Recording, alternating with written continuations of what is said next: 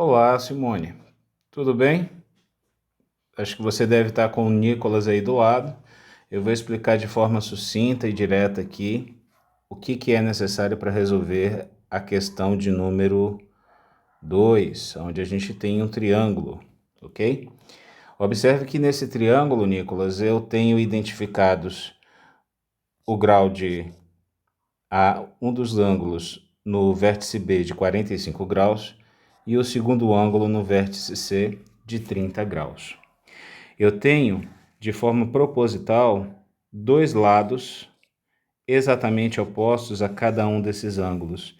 Então, eu posso dizer que x está para o que nós chamaremos de seno de 30 graus, assim como o 8 vai estar para o seno de 45 graus, ok? Vamos ter atenção ao seguinte, que nós estamos aqui aplicando a chamada lei dos senos.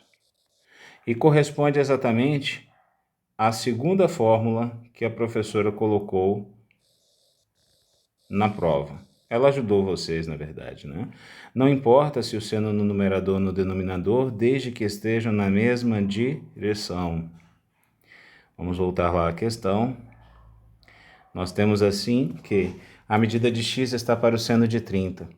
Seno de 30, o seno de 30 e o seno de 45 graus, você vai obter exatamente da tabela que está abaixo. O seno de 30 graus corresponde a 1/2 e o seno de 45 graus corresponde a raiz de 2 sobre 2.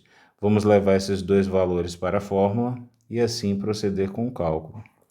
Eu vou ter que x está para seno de 30 graus, nós observamos que corresponde a 1 sobre 2, assim como o 8 está para seno de 45 graus, raiz de 2 sobre 2. Aqui, de forma simplificada, eu vejo que o 2 está no denominador das duas frações que estão, né, no denominador da razão em proporção. Sendo assim, eu posso simplificar, cancelando. E aqui eu tenho aquela coisa que o pessoal chama de cruz credo na escola, que é ridículo, né? Ou ainda que é muito melhor de se falar, produto dos meios igual produto dos extremos. Sendo assim, x vezes a raiz de 2 corresponde a raiz de 2 vezes x, igual a 8 vezes 1, 8. O raiz de 2 aqui, de forma a gente leva para o denominador. Nós sabemos que o denominador não pode ter raiz, sendo assim nós vamos fazer uma operação chamada de racionalização. Vamos assim multiplicar numerador e denominador pela raiz de 2. Teremos 8 raiz de 2. Raiz de 2 vezes raiz de 2 é raiz de 4. Raiz de 4 corresponde a 2. Aqui, de forma simplificada, temos que 8 e 2 são ambos divisíveis por 2. 8 dividido por 2 é 4 raiz de 2. Aqui eu finalizo a resolução dessa questão com o resultado de que x corresponde a 4 raiz de 2 neste lado AB do triângulo. Aqui para a questão 5, o aluno olharia para esta fórmula aqui abaixo e de forma direta faria uso dela. Mas ela está truncada. Ela está com a inversão das duas letras aqui. A correção se dá aqui, ó. C e B estão ambas trocadas aqui entre si. Sendo que a fórmula ideal vai corresponder ao que eu vou colocar aqui. C ao quadrado igual a ao quadrado mais b ao quadrado menos 2a vezes b vezes o cosseno de alfa. Alfa. Aqui nós já vamos subentender que 60 graus é o ângulo alfa. Alfa igual a 60 graus. O cosseno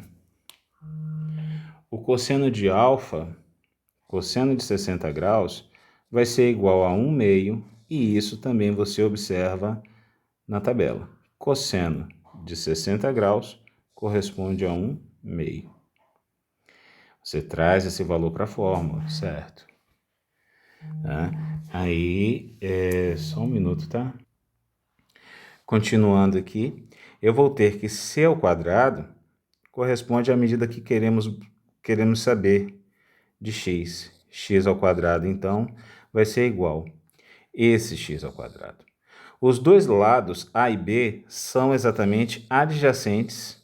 Adjacentes estão nos lados que determinam o ângulo alfa, que é 60 graus.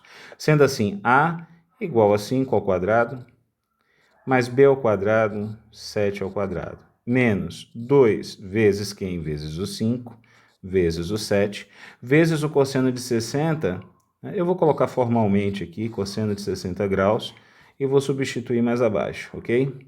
X ao quadrado vai ser igual a 5 ao quadrado, corresponde a 25. 7 ao quadrado corresponde a 49. Logicamente, 5 vezes 5, 25. 7 vezes 7, 49. Menos 2 vezes 5, 10. 10 vezes 7, 70. Concordam? Vezes o cosseno de 60 graus. Eu tenho assim 1 sobre 2 aqui. X ao quadrado vai ser igual a 25 com mais 49. Eu vou ter 9 com mais 5, 9, 10, 11, 12, 3, 14. Tenho, ó. Vai 1, 4, 2, 6 e 1, 7. Menos 70. 2, 70 dividido por 2 corresponde a 35. Sendo assim, x ao quadrado vai corresponder a 39, que é a diferença entre esses dois valores. Basta fazer a subtração aí, tá ok? O que acontece? O número 39 não é uma raiz perfeita. A raiz perfeita, o número perfeito mais próximo, como raiz quadrada, que tem raiz quadrada exata, é 36, certo? Sendo assim, continuamos e aplicamos a raiz.